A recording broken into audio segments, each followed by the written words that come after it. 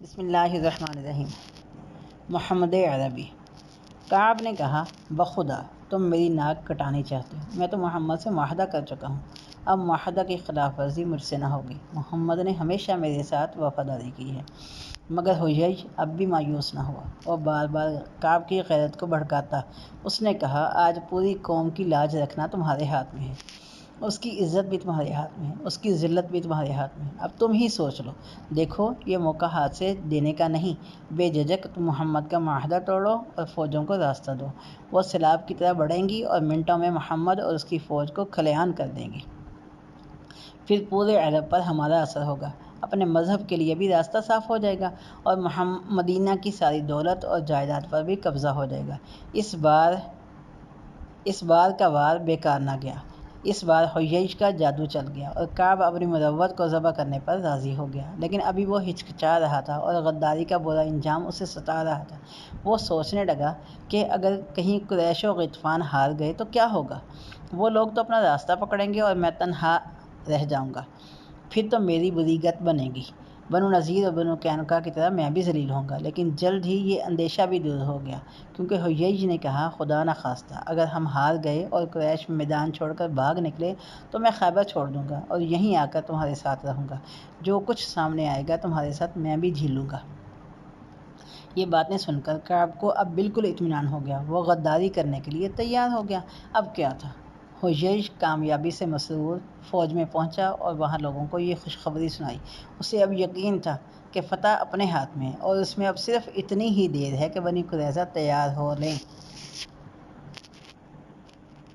قریظہ کی غداری کی خبر آنن فانن پھیل گئی۔ یہ خبر مسلمانوں پر بجلی بن کر گری۔ مسلمانوں کے لیے یہ ایک نئے خطرے کی گھنٹی تھی، کیونکہ ان کا لشکر بھی خطرے میں تھا، رسد رسانی کے لیے بھی اب کوئی راستہ نہ تھا۔ دشمن کا اندیشہ بھی بڑھ گیا تھا، کیونکہ حملہ کے لیے ایک نیا راستہ کھل گیا تھا اور اس راستے سے دشمن کے لیے شہر میں گھسنا بالکل آسان تھا۔ نبی صلی اللہ علیہ وآلہ وسلم نے تحقیق کے لیے ایک آدمی دوڑایا۔ وہ پہنچا تو وہاں بڑی دھوم دھام تھی، ایک عجب جوش و خروش تھا، ہر ایک جنگ کی تیاریوں میں مصروف تھا۔ آپ نے اطمینان کے لیے پھر سعد بن عبادہ اور سعد بن معاذ کو بھیجا کہ قریظہ کے سردار سے مل کر بات کریں۔ سعد بن عبادہ خزرج کے سردار تھے اور سعد بن معاذ اوس کے، یہ قریظہ کے حلیف بھی تھے۔ ان دونوں سے آپ نے فرمایا، اگر خبر صحیح ہو تو آ کر چپکے سے بتانا کہ مسلمانوں میں بے دلی نہ کہیں پھیل جائے، ورنہ بلند آواز سے اعلان کرنا۔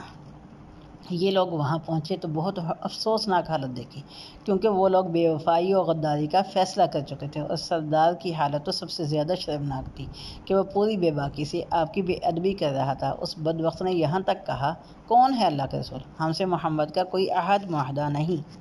یہ کلمات سن کر جانصاروں کو جوش آ گیا اور صورتحال بہت نازک ہو گئی، قریب تھا کہ جھگڑا برپا ہو جائے۔ مگر سعد بن معاذ نے اپنے ساتھی کو سنبھالا اور یہ کہتے ہوئے روانہ ہو گئے، یہ کیا، ہمارے اور ان کے تعلقات تو اس سے زیادہ بھی بگڑ چکے ہیں۔ پھر دونوں جانصار لوٹ کر آپ کی خدمت میں آئے، چپکے سے آپ کو صورتحال بتا دی۔ لیکن یہ خبر چھپنے والی کب تھی؟ ساری فوج میں اس کا چرچا ہو گیا اور مدینے میں ہر طرف اس کا شہرہ ہو گیا۔ اس طرح آن کی آن میں سب پر بے دلی چھا گئی اور ہر طرف مایوسی پھیل گئی۔ جسے دیکھیے یہی کہہ رہا تھا، خندق تو خوب تیار ہوئی، لیکن اب خندق سے کیا ہوتا ہے؟ اب تو قریظہ کے قلعہ سے حملہ ہوگا، ہائے اب کیا بنے گا؟ اب محاصرہ بہت سخت تھا، دشمن کے گرد گھیرا ڈالے رہے اور اسی حال میں مسلمانوں پر کئی فاقے گزر گئے۔ بالآخر تاب نہ لا کر وہ بلبلا اٹھے۔ پیارے نبی کو اندیشہ ہوا کہ کہیں ساتھی ہمت نہ ہار جائیں، چنانچہ آپ نے غطفان کے پاس ایک آدمی بھیجا، اگر تم لوگ جنگ نہ کرو اور واپس چلے جاؤ تو مدینہ کی تہائی پیداوار ہم تم کو دیں گے۔ اس پر غطفان بخوشی راضی ہو گئے اور بات پکی کرنے کے لیے انہوں نے اپنے آدمی بھیجے، البتہ انہوں نے تہائی کی بجائے آدھی پیداوار کا مطالبہ کیا۔ یہ سب کچھ ہو رہا تھا مگر ابو سفیان ان باتوں سے بالکل بے خبر تھا۔ غطفان کی طرف سے آدھی پیداوار کا مطالبہ ہوا تو آپ نے سعد بن معاذ اور سعد بن عبادہ کو بلایا، ان سے مشورہ کیا۔ سعد بن معاذ نے عرض کیا، اللہ کے رسول، اگر یہ خدا کا حکم ہے تو انکار کی مجال نہیں، آپ کی یہ خواہش ہے جب بھی تسلیم ہے، اگر یہ ارادہ ہم لوگوں کے خیال سے ہے تو کچھ عرض کروں؟ آپ نے فرمایا، یہ تو تم ہی لوگوں کے لیے کر رہا ہوں، کیونکہ میں نے سوچا اس طرح دشمن کا دباؤ کچھ کم ہو جائے گا۔ سعد بن معاذ نے عرض کیا اللہ کے رسول، جب ہم کافر تھے تب تو کوئی ہم سے کچھ لے نہ سکا، اب تو آپ کی برکت سے ہمارا درجہ بلند ہو گیا، اللہ کے رسول ان کے لیے ہمارے پاس اب صرف تلوار ہے۔ پیارے نبی نے یہ ہمت دیکھی تو آپ کو اطمینان ہوا، چنانچہ آپ نے غطفان سے معاہدے کا ارادہ چھوڑ دیا اور ان کے آدمی واپس چلے گئے۔ قبیلہ غطفان کا ایک رئیس تھا نعیم بن مسعود، وہ اندر ہی اندر مسلمان ہو چکا تھا، مگر قبیلے والوں کو خبر نہ تھی۔ وہ چھپ کر آپ کے پاس آیا اور اپنے مسلمان ہونے کی خوشخبری سنائی، پھر عرض کیا اللہ کے رسول، میرے اسلام لانے کی کسی کو خبر نہیں، آپ جو چاہیں مجھ سے کام لیں۔ آپ نے فرمایا نعیم، تم تنہا آدمی ہو، جس طرح بھی ہو سکے یہ مصیبت دور کرو، اس کے لیے تم جو چاہو کرو، تمہیں اجازت ہے۔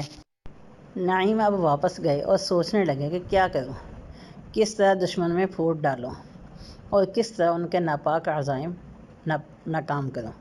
دشمنوں میں ایک نیا جوش تھا، اب ان کے حوصلے پہلے سے کہیں زیادہ بلند تھے، اب انہیں سردی کی ذرا فکر نہ تھی اور خندق کی بھی کوئی پرواہ نہ تھی، کیونکہ بنو قریظہ ان کے ساتھ تھے۔ اب ان کے دل کے ارمان نکالنا آسان تھا۔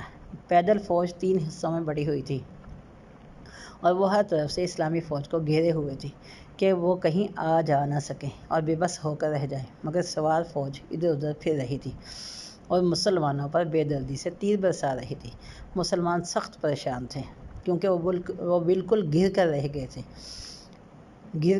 گئے تھے۔ خوف اور بے چینی الگ تھی، کیونکہ دن رات یہودیوں کا خطرہ تھا۔ یہ خطرہ خندق کے خطرہ سے بڑھ کر تھا۔ عورتیں اور بچے شہر کے ایک قلعہ میں تھے، لہٰذا بنو قریظہ سے خطرہ تھا کہ کہیں وہ رات میں ان پر حملہ نہ کر دیں۔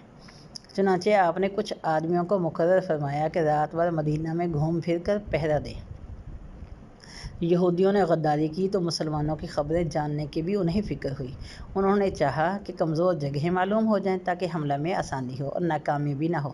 چنانچہ یہودیوں کی ایک ٹولی اسی غرض سے نکلی، مگر مسلمانوں کو پتہ چلا تو انہوں نے پیچھا کیا اور وہ بھاگ نکلے۔ عورتیں اور بچے جس قلعہ میں تھے وہ قلعہ بنو قریظہ کے قریب ہی تھا۔ بنی قریظہ نے سوچا مسلمان تو فوجوں کا مقابلہ کر رہے ہیں، اس لیے موقع اچھا ہے کہ قلعہ پر قبضہ کر لیا جائے۔ چنانچہ ایک یہودی قلعہ تک آ گیا اور چاروں طرف چکر لگانے لگا۔ قلعہ میں حضرت صفیہ بھی تھیں، یہ آپ کی پھوپھی تھی۔ یک ان کی نظر اس یہودی پر پڑ گئی۔ عورتوں کی حفاظت کے لیے حضرت حسان مقرر تھے، وہی حضرت حسان جو بہت اچھے شاعر تھے اور نبی صلی اللہ علیہ وسلم کی طرف سے دشمنوں کو جواب دیا کرتے تھے۔ یہودی کو دیکھ کر حضرت صفیہ گھبرائیں اور حسان سے بولیں دیکھیے یہ یہودی یہاں گھوم رہا ہے، جلدی سے اتر کر اسے قتل کر دیجیے، ورنہ یہ جا کر دشمنوں کو پتہ دے گا کہ مسلمان تو لڑائی میں پھنسے ہوئے ہیں، اگر یہ بچ کر چلا گیا تو مصیبت آ جائے گی۔ مگر حضرت حسان ذرا ہمت کے کچے تھے، بولے عبد المطلب کی بیٹی، اللہ تجھے معاف کرے، تجھے معلوم ہے میں اس کام کا آدمی نہیں، اور کوئی شکل تھی نہیں۔ مجبوراً حضرت صفیہ نے خود خیمے کا ایک بانس اکھاڑا اور چپکے نیچے اتری، پھر جا کر یہودی کے سر پر اس زور سے مارا کہ اس کا سر پھٹ گیا۔ پھر لوٹ کر وہ قلعہ آئیں اور حضرت حسان سے کہا وہ مرد ہے، اس لیے میں نے اسے ہاتھ لگانا اچھا نہیں سمجھا، آپ جائیے اس کے ہتھیار اور کپڑے اتار لائیے۔ حضرت حسان نے کہا عبد المطلب کی بیٹی جانے بھی دو، مجھے اس کی چیزوں کی کوئی ضرورت تو ہے نہیں۔ حضرت صفیہ نے کہا اچھا جائیے اس کا سر کاٹ کر میدان میں پھینک دیجیے تاکہ یہودی مرعوب ہو جائیں۔ حضرت حسان اس کے لیے بھی تیار نہ ہوئے، مجبوراً یہ کام بھی حضرت صفیہ ہی کو کرنا پڑا۔ اس طرح یہودی سمجھے کہ قلعہ میں بھی کچھ فوج ہے، پھر انہیں حملے کی ہمت نہ ہوئی۔ جو دن گزر رہے تھے حالات سخت ہوتے جا رہے تھے۔ ذرا تصور تو کرو، فاقے پر فاقے، پھر راتوں کا سونا حرام، پھر ہر آن جان کا اندیشہ۔ اسلامی فوج میں منافق بھی موجود تھے، بھلا ایسے میں وہ کہاں چھپ سکتے تھے؟ آ کر پیارے نبی سے اجازت مانگنے لگے کہ ہمارے گھر محفوظ نہیں، بال بچے خطرے میں ہیں، لہٰذا ہمیں شہر جانے دیجیے۔ خود تو وہ لوٹنا چاہتے ہی تھے، مسلمانوں کو بھی بہکاتے اور جان کا خوف دلاتے۔ نبی صلی اللہ علیہ وسلم سے انہیں بدگمان کرتے ہوئے کہتے محمد نے خوب بہلایا، خوب سبز باغ دکھائے، کہتے تھے کیسر و کسریٰ کے خزانے ملیں گے۔ آج یہ حال ہے کہ ضرورت کے لیے بھی جان کا خطرہ ہے۔ بنو قریظہ کی غداری کو کئی دن گزر گئے، فوجیں بے تاب تھیں، ان کے تیار ہونے کا شدت سے انتظار کر رہی تھیں تاکہ وہ کلا میں سے حملہ کا راستہ دیں، یہ دل کے ارمان پورے کریں۔ لیکن اس وقت تک وہ کیا کرتیں کہ خندق پار کرنا تو ان کے بس سے باہر تھا۔ مجبوراً باہر سے ہی وہ تیر پتھر برساتی رہیں۔ خندق کی چوڑائی ایک جگہ سے کچھ کم تھی، پہرا بھی کمزور تھا۔ دشمنوں نے موقع غنیمت جانا اور اس طرف سے حملہ کرنا چاہا، چنانچہ وہ پوری تیاری سے آگے بڑھے اور گھوڑے کود کر اس پار پہنچے۔ غرور سے سینے تنے ہوئے تھے۔ ان میں ابو جہل کا بیٹا اکرمہ اور زرار بھی تھے۔ عرب کا سب سے مشہور بہادر عمر بن عبد ود بھی تھا، جو 1000 سوار کے برابر مانا جاتا تھا۔ یہی پہلے آگے بڑھا اور پکار کر کہا، مقابلے میں کون آتا ہے؟ حضرت علی نے اٹھ کر کہا، میں۔ لیکن پیارے نبی نے روکا۔ آپ کے روکنے پر حضرت علی بیٹھ تو گئے مگر کسی دوسرے کی ہمت نہ ہوئی۔ عمر نے دوبارہ پکارا۔ حضرت علی پھر بولے، میں۔ تیسری بار بھی یہی ہوا تو اس وقت نبی صلی اللہ علیہ وسلم نے فرمایا، یہ عمر ہے، کچھ خبر بھی ہے؟ حضرت علی نے عرض کیا، ہاں میں خوب جانتا ہوں کہ یہ عمر ہے۔ چنانچہ آپ نے اجازت دے دی۔ خود ہی مبارک ہاتھوں سے تلوار عنایت کی اور سر پر عمامہ باندھا۔ اب حضرت علی عمر کے مقابلے میں تھے۔ عمر ہنسا اور بولا، کیوں بھتیجے، میرا تو دل چاہتا نہیں کہ تمہیں ماروں۔ حضرت علی نے جواب دیا، میرا تو دل چاہتا ہے، اب کیا تھا؟ عمر نے غصے سے بے-تاب ہو کر پوری طاقت سے تلوار کا وار کیا اور حضرت علی نے اسے اپنی ڈھال پر روک لیا، پھر خود بڑھ کر وار کیا۔ لوگوں نے دیکھا کہ عمر اب خاک و خون میں لتھڑا پڑا تھا۔ مسلمانوں نے اسی وقت اللہ اکبر کا نعرہ لگایا اور فتح کا اعلان ہو گیا۔ کچھ دیر عمر کے ساتھیوں نے بھی مقابلہ کیا مگر پھر سب بھاگ کھڑے ہوئے۔ اس حملے میں دشمنوں کو ناکامی تو ہوئی، لیکن خندق کو پار کر لینا ان کے لیے کم خوشی کی چیز نہ تھی۔ چنانچہ اب بہتوں کے حوصلے بڑھے اور دوسرے بہادروں نے بھی جان پر کھیلنے کا فیصلہ کیا اور خندق کے اس پار جا کر مسلمانوں سے مقابلہ کرنا چاہا۔ سورج ڈوب چکا تھا اور تاریکی پھیل چکی تھی۔ اسی وقت دشمنوں کا ایک دستہ خندق کی طرف بڑھا۔ آگے آ کے نامی بہادر نوفل تھا۔ خندق پہ پہنچ کر نوفل نے گھوڑا کدایا اور کہ اس پار ہو جائے، مگر گھوڑا خندق میں گرا اور نوفل کا سر پس کر رہ گیا۔ یہ عبرتناک انجام سامنے تھا، لہٰذا اب ساتھیوں کو کہاں ہمت ہو سکتی تھی، الٹے پاؤں واپس آ گئے۔ ابو سفیان کو اطلاع ہوئی تو اس نے مسلمانوں کے پاس کہلایا کہ نوفل کی لاش واپس کر دی جائے، بدلے میں خون بہا ملے گا۔ نبی صلی اللہ علیہ وسلم نے جواب دیا، اٹھا لے جاؤ اسے، ہمیں اس کا خون بہا نہیں چاہیے، اس کی لاش بھی پلید ہے، اس کا خون بہا بھی پلید ہے۔ چنانچہ مشرکوں نے اپنی لاش اٹھائی اور واپس چلے گئے، لیکن اب بھی وہ اپنی حرکت سے باز نہ آئے، دن رات خندق پار کرنے کی کوشش کرتے رہے۔ اس کے لیے باقاعدہ ٹولیاں بنائیں جو خندق پر برابر منڈلاتی رہتی، جہاں ایک ٹولی واپس جاتی دوسری آ پہنچتی۔ کئی راتیں مسلمانوں پر ایسی گزریں کہ خدا کی پناہ۔ گھروں میں عورتیں بے کل تھیں، بچے بے چینی میں تڑپ رہے تھے، لگاتار تیروں کی بچھاڑ ہو رہی تھی اور موت انہیں دبوچ لینے کے لیے بے-تاب کھڑی تھی۔ وقت بڑا ہی نازک تھا۔ عرب کی ساری طاقتیں ایک ہو گئی تھیں، حق کو مٹا دینے کے لیے سارا زور صرف کر رہی تھیں۔ ایسے میں آپ کا بھروسہ صرف خدا پر تھا۔ آپ بالکل یکسو ہو کر خدا سے گڑ گڑاتے، ہاتھ پھیلا پھیلا کر مدد کے لیے دعائیں کرتے، صبر و ہمت کی بھیک مانگتے، اسلام کو غالب کرنے کی درخواست کرتے۔ سروں پر موت منڈلا رہی تھی، دشمن طاق میں تھے، مسلمان ذرا بھی غافل ہوں اور بے تحاشا ٹوٹ پڑے۔ ایسے برے وقت میں پیارے نبی بھی لڑائی میں بہادرانہ حصہ لے رہے تھے۔ آپ نے خندق کے مختلف حصوں پر فوجیں تقسیم کر دی تھیں جو دشمن کے حملوں کا مقابلہ کرتیں۔ ایک حصہ خود آپ کی نگرانی میں تھا۔ آپ دشمن کو تیروں سے روک رہے تھے، ذرا بھی ہٹ کر دم نہ لیتے تھے۔ اگر ضرورت پیش آ جاتی، وہاں سے ہٹنا پڑتا تو اپنی جگہ کسی دوسرے کو کھڑا کر دیتے، پھر جوں ہی ضرورت پوری ہو جاتی فوراً آ کر دوبارہ اپنی جگہ سنبھال لیتے۔ اس طرح ایک طرف تو آپ ساتھیوں کی ڈھارس بندھا رہے تھے، دوسری طرف بلند ترین انسانیت کا نمونہ بھی پیش فرما رہے تھے۔ لڑائی کا آخری دن بڑا ہی سخت گزرا۔ تمام دن زوروں کا مقابلہ رہا۔ دشمن کے ماہر تیر انداز خندق کو گھیرے ہوئے تھے اور بے تکان تیر پتھر برسا رہے تھے۔ مسلمان تھک کر چور چور تھے، بھوک پیاس سے بھی بدحال تھے، لیکن اپنی جگہوں پر پہاڑ کی طرح اٹل تھے۔ ذرا بھی پیچھے ہٹنے کا نام نہ لیتے تھے۔ اس لڑائی میں مسلمانوں کا جانی نقصان بہت کم ہوا، البتہ انصار کا سب سے بڑا بازو ٹوٹ گیا۔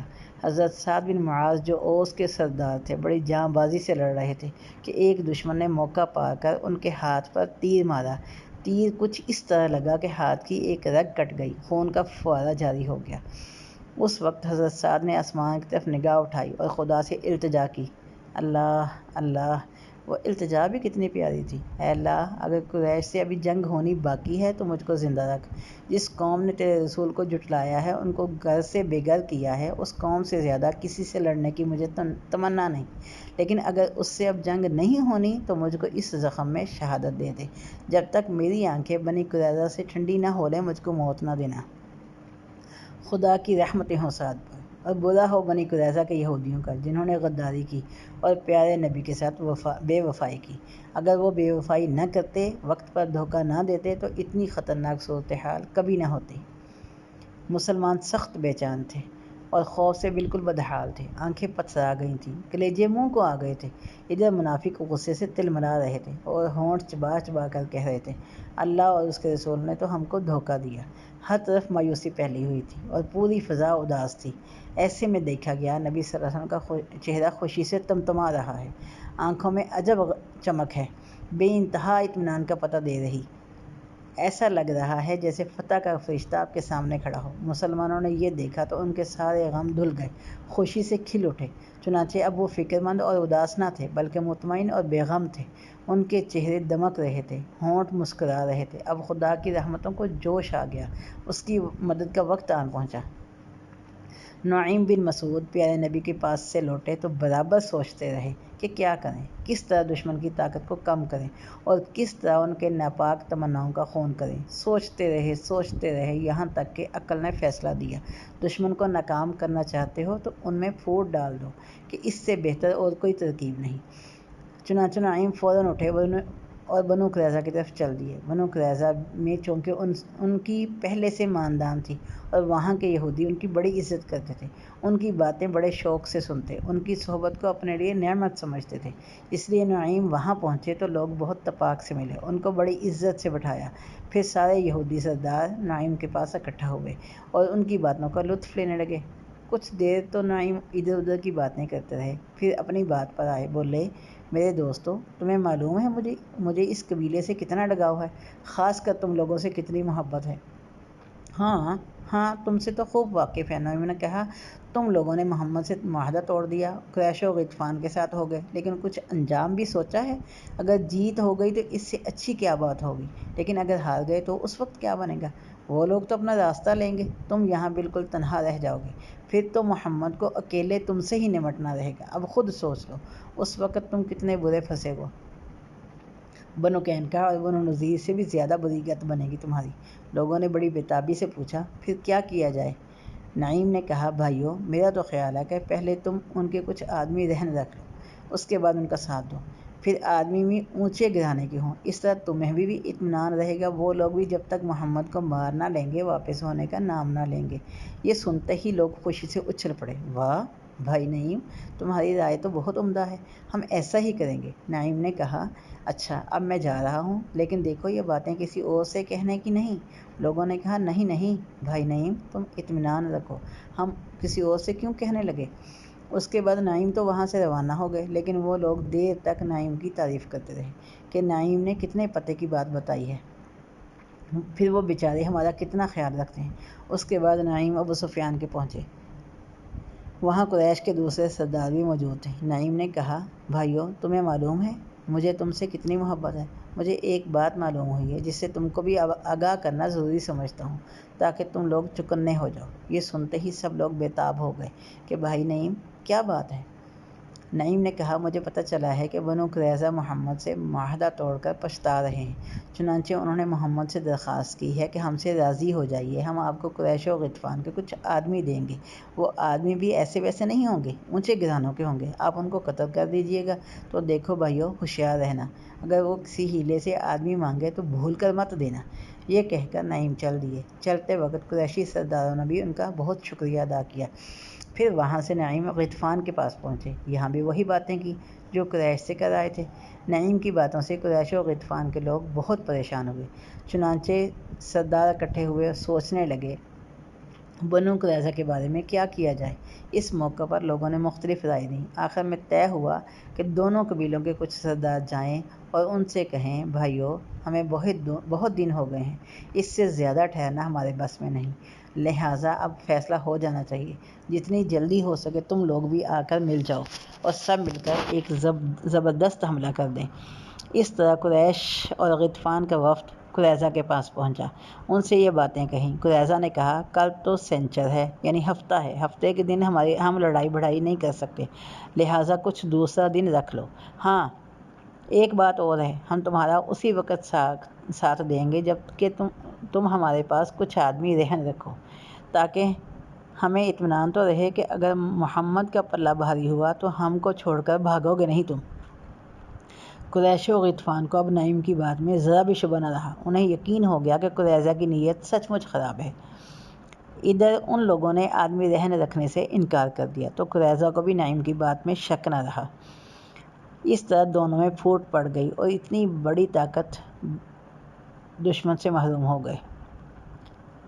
جوں دن گزر رہے تھے دشمن ہمت ہارتے جا رہے تھے۔ 10,000 فوجیوں کا کھانا پہنچانا آسان کام نہ تھا۔ پھر ان میں بھی پھوٹ پڑتی جا رہی تھی، تیزی سے ان کا میل ملاپ ختم ہو رہا تھا۔ سردی کا موسم تھا، کھلے میدان میں ان کے جسم کٹے جا رہے تھے۔ خدا کا کرنا، انہی دنوں ایک رات تیز آندھی اٹھی، زوروں کی بارش شروع ہوئی۔ اس طرح کچھ ہی دیر میں موسم بالکل بدل گیا۔ بادل کی گرج، بجلی کی کڑک اور زن ہواؤں کے تیز جھونکے، دشمنوں کے کلیجے پھٹے جا رہے تھے۔ چنانچہ وہ بے تحاشا اپنے خیموں کی طرف بھاگے، لیکن ہواؤں کو ذرا بھی رحم نہ آیا۔ وہ تیز ہوتی گئیں اور ان کی خوفناکی بڑھتی ہی گئی، یہاں تک کہ خیموں کی رسیاں کھڑکھڑا گئیں اور سارے سامان بکھر گئے۔ کھانے کی دیگیں چولہوں پر الٹ گئیں۔ پھر ہوائیں بھی تنہا نہ تھیں، ساتھ میں ریت، کنکر۔ اس طرح دشمنوں کی آنکھیں پٹ گئی اور ان کے دل کپکپا اٹھے۔ بالآخر وہ بدحواس ہو کر چیخنے لگے، ہائے تباہی، ہائے بربادی! ایسے میں ابو سفیان کی آواز کانوں سے ٹکرائی، قریشی بھائیو، بخدا اب یہ ٹھہرنے کی جگہ نہیں، دیکھو سارے اونٹ گھوڑے تباہ ہو گئے، قریظہ نے بھی دھوکہ دیا، موسم کا یہ حال ہے، چلو اب یہاں سے بھاگ چلو۔ اچھا میں تو چلا۔ ابو سفیان جلدی سے اپنی اونٹنی پر بیٹھا اور چل دیا۔ سردار کے بعد اب کون ٹک سکتا تھا؟ قریش کے سارے لوگ روانہ ہو گئے۔ یہ دیکھ کر غطفان بھی مجبوراً واپس ہو گئے۔ اس طرح مدینہ کا افق 20-22 دن غبار آلود رہ کر صاف ہو گیا۔ ہفتے کا دن آ گیا۔ ہو سکتا تھا کہ یہی دشمنوں کا زبردست حملہ کا دن ہوتا، مگر دیکھا گیا تو وہ جگہ بالکل ویران اور سنسان تھی اور ہواؤں نے ان کا ذرا بھی نشان نہ چھوڑا تھا۔ وَرَدَّ اللَّهُ الَّذِينَ كَفَرُوا بِغَيْظِهِمْ لَمْ يَنَالُوا خَيْرًا وَكَفَى اللَّهُ الْمُؤْمِنِينَ الْقِتَالَ۔ خدا نے کافروں کو غصے میں بھرا ہوا لوٹا دیا، ان کے ہاتھ کچھ نہ آیا اور مسلمانوں کو لڑنے کی نوبت نہ آنے دی۔ رسول خدا مدینہ واپس ہوئے۔ اسی موقع پر آپ نے ساتھیوں سے بھی فرمایا، اب قریش تم سے لڑنے نہیں آئیں گے، اب تم ان سے لڑنے جاؤ گے۔ پھر دوسرے ہی دن آپ کی طرف سے اعلان ہوا، سب لوگ عصر کی نماز بنی قریظہ میں چل کر پڑھیں۔ مسلمان تھک کے چور تھے، لیکن تکان کی انہیں کوئی پرواہ نہ تھی۔ حکم پاتے ہی وہ بنو قریظہ کی طرف چل پڑے۔ خوشی سے بے تاب تھے، ان کے دل بلیوں اچھل رہے تھے، کیونکہ وہ بنو قریظہ سے بدلہ لینے جا رہے تھے، وہی بنو قریظہ جنہوں نے دشمنوں کا ساتھ دیا تھا اور اس طرح انہیں مٹا دینے کی تیاریاں کر رہے تھے۔ مسلمان وہاں پہنچے تو وہ قلعہ بند ہو گئے۔ مسلمان بھی ایک ماہ تک ان کا گھیرا ڈالے پڑے رہے۔ بالآخر وہ تنگ آ گئے اور ان کی جان پر بن آئی۔ بے بس ہو کر انہوں نے مشورہ کیا کہ اب کیا کیا جائے۔ کعب جو ان کا سردار تھا بولا، اب نجات کی صورت بس یہی ہے کہ ہم مسلمان ہو جائیں اور محمد کی اطاعت قبول کر لیں، اس طرح جان و مال کا خطرہ نہیں رہے گا اور ہم امن سے رہیں گے۔ لوگوں نے اس کی پرزور مخالفت کی، بولے تو ریت ہم کبھی نہیں چھوڑ سکتے، ہر چیز ممکن ہے مگر یہ ممکن نہیں کعب نے کہا تو ہم بیوی بچوں کو مار ڈالیں، پھر تلوار لے کر باہر نکلیں اور مسلمانوں سے جنگ کریں۔ اگر ہم سب مارے گئے تو کوئی غم نہیں، اگر جیت گئے تو دوسری بیویاں کر لیں گے، کچھ ہی دنوں میں پھر لڑکے بچے ہو جائیں گے۔ یہودی اس پر بھی تیار نہ ہوئے۔ سب نے کہا ان بیچاروں کو قتل کر دیں، پھر جینے کا مزہ ہی کیا رہ جائے گا۔ اس طرح مختلف رائے سامنے آئیں۔ آخر میں طے ہوا محمد سے کہا جائے وہ ہم کو شام کی طرف چلے جانے کی اجازت دے دیں۔ بنی قینقاع اور بنو نذیر کے ساتھ تو ایسا ہی ہوا تھا۔ رسول خدا اس پر راضی نہ ہوئے۔ آپ نے فرمایا قبیلہ اوس تمہارا حلیف ہے، اس میں کسی ایک کو پسند کر لو، بس وہی تمہارا فیصلہ کرے گا، اور جو وہ کہہ دے گا اس کو ہم بھی مانیں گے اور تم کو بھی ماننا ہوگا۔ چنانچہ وہ اس پر تیار ہو گئے۔ بدقسمتی سے ان کی نظر سعد بن معاذ پر پڑی۔ اس طرح سعد نے ان کا فیصلہ کیا، وہ یہ تھا کہ جو لڑنے کے قابل ہیں وہ قتل کر دیے جائیں، عورتیں بچے قید کر لیے جائیں، مال و اسباب مسلمانوں میں تقسیم کر دیا جائے۔ آپ نے یہ فیصلہ سنایا تو فرمایا سعد یہی فیصلہ خدا کا بھی ہے۔ چنانچہ مدینہ میں گڑھے کھودے گئے، پھر تھوڑے تھوڑے یہودی وہاں لے جائے گئے اور ان کی گردنیں مار دی گئیں، پھر انہی گڑھوں میں وہ ڈال دیے گئے۔ سب سے پہلے جس کی گردن ماری گئی وہ حیی تھا۔ اس طرح سعد بن معاذ کی آنکھیں ٹھنڈی ہو گئیں اور بنو قریظہ کا انجام برا ہوا۔ پھر زیادہ دیر نہ ٹھہرے، اسی زخم سے ان کو شہادت نصیب ہوئی اور بت ٹوٹ گئے۔